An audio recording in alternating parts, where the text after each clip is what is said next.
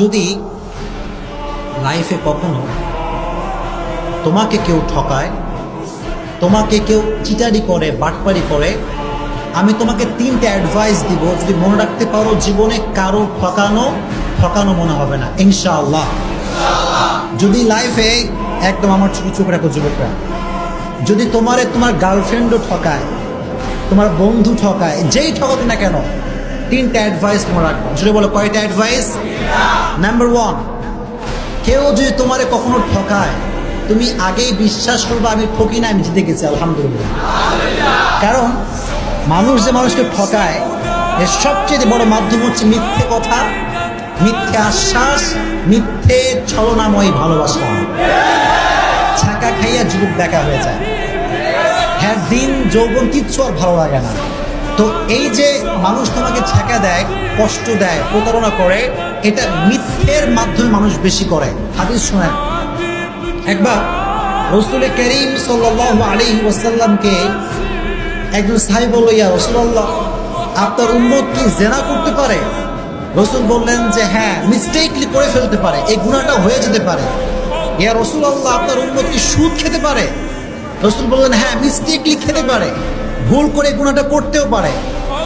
কিন্তু রাসূল বললেন দেখো, আমার উম্মত একটা গুনাহ কখনো করতে পারে না। একটা গুনাহ যদি কোনো উম্মত করে, সেই উম্মত আমার উম্মত থাকবে না। সেটা কি? যে উম্মত মিথ্যে বলবে, সে উম্মত আমার উম্মত হতে পারে না। ঠিক কিনা বলেন?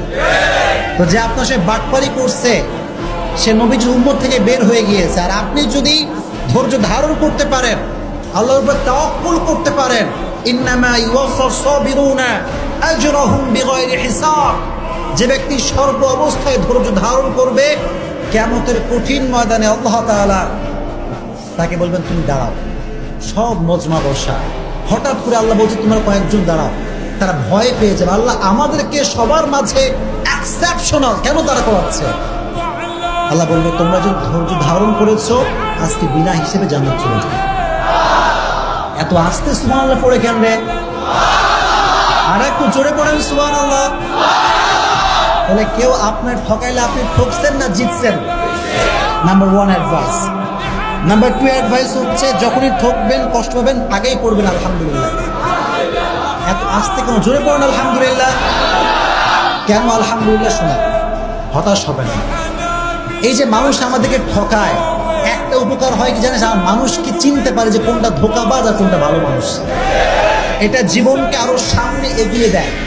एंड यू नो, जिंदगी में कभी कभी आगे बढ़ने के लिए एक कदम पीछे भी जाना पड़ता है। জীবনে কখনো কখনো সামনে আগাবার জন্য এক কদম পিছু পা ফেলতে হয়। ঠিক কিনা বলেন? মিজানুর রহমান আজহারি বলেছিল, আধারে ভয় পেও না, আলো আছে আড়ালে, অন্ধকার পালিয়ে যাবে তুমি উঠে দাঁড়ালে। আমিও সেই কণ্ঠে কণ্ঠ মিলিয়ে বলতে চাই, যুবক, ছাকা খেয়ে বেকা হয়ে যাও না, শক্ত হয়ে দাঁড়াও, শপথ গ্রহণ করো, এস্টাবলিশ হয়ে দেখাও।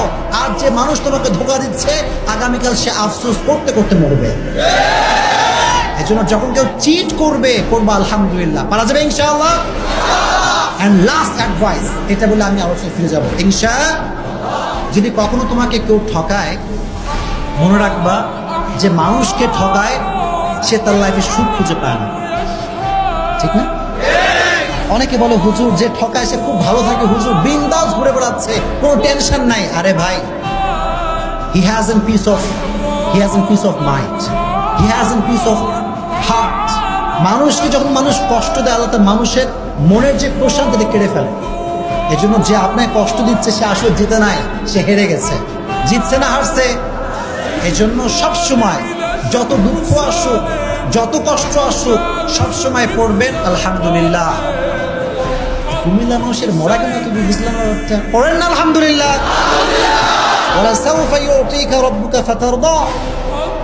তুমি যদি বিশ্বাস এবং ভরসা আল্লাহর উপরে করতে পারো, অচিরেই তোমাকে এমন কিছু দিবে, তোমার জীবনের সমস্ত দুঃখ কষ্ট আল্লাহ তাআলা দূর করে দিবে। সুবহানাল্লাহ পড়েন।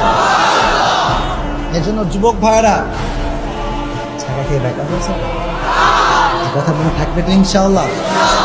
আমি আসছি মোটিভেট করার জন্য, আমার কাজই তো এইটা। কি আমার ওয়াজ আপনারা শোনেন নাই? আমি যখন রাস্তাঘাটে যাই, আপনারা বিশ্বাস করবেন না, এই যে এদের মতো যুবকগুলো, সেদিন রাজশাহীতে আমি থাকি কোথায়, কাছে না দূরে, অনেক দূরের মানুষ আমি। তো কুমিল্লা আসলে মনে হয় যে আমি নিজের জেলায় আসছি, এত ভালোবাসি কুমিল্লার মানুষ। তো আমি বাইক নিয়ে গেছি বাইরে রাস্তায়, শোনেন ভালো করে শুনবেন। তো আমি লেখালেখি করতেছি যে কি ওয়াজ করা যায়, লেখালেখি করতেছি। হঠাৎ করে একজন যুবক পা ধরে কান্না শুরু করছে, আমি নিজে ভয় পেয়ে গেছি, পা ধরে আর ছাড়ে না। গ্রামের ভেতরে আমি নিজেও ভয় পেতেছি, এই ছেলেটা কে, এরকম কাঁদতেছে কেন। বলছি আপনি এখানে কি করেন, আপনার ওয়াজ শুনে আমার পুরো জীবনটাই পরিবর্তন হয়ে গেছে। আমি বললাম যুবক, আমার কোন কথা তোমার গায়ে লাগছে? হুজুর, আপনি একটা কথা বলছিলেন যে ভুল মানুষকে ভালোবেসে আফসোস করা যাবে না। বলছি হুজুর, জীবনে এই মিস্টেকটা আমি করছি। তো করার পরে আমার পুরো জীবনটাই শেষ হয়ে গেছিল, মদ গাঁজা বিড়ি খেয়ে অবস্থা খারাপ, যে ভালোবাসা মানুষ পাইলাম না কেন, হাতের জীবন যেমন সব শেষ। তা আমি যখন বলছি আফসোস করা যাবে না, তখন সে এই লাইফটা থেকে আল্লাহর পথে ফিরে আসছে। এজন্য আজকে যে কথাগুলো বলবো, এটা শুনে আল্লাহর পথে ফিরে আসতে হবে। রাজি আছেন ইনশাআল্লাহ?